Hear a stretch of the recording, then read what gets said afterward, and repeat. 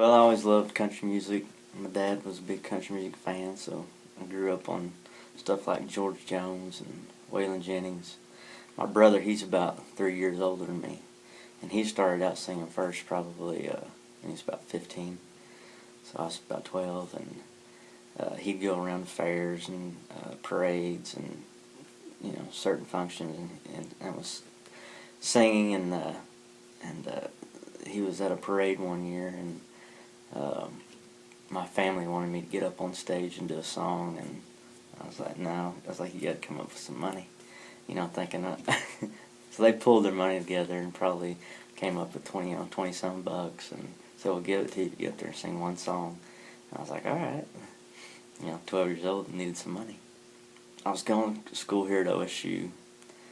I was working full-time for a kicker and doing music on the side. And I went to Willie's one night for an open mic night and sang a song, and the manager, he pulled me aside after I got off stage and said, hey, how about you just start doing your own night?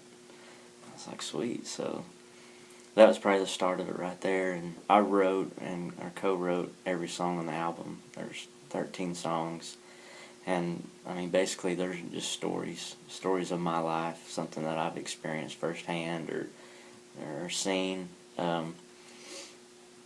There's probably 6 brand new songs that people haven't heard, and the label actually, when we were looking for songs and I was pitching them stuff that I wrote, they actually picked songs off some of the previous albums here and there, and we redid them, and it's blended real well.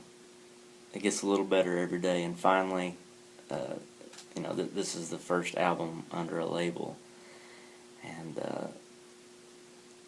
they're going to put out a single, nationwide, and so I mean, there's already two goals of mine knocked out right there. Playing the Grand Ole Opry, that's a giant goal of mine, and through the contacts of my label, that there's a real strong possibility of that happening. So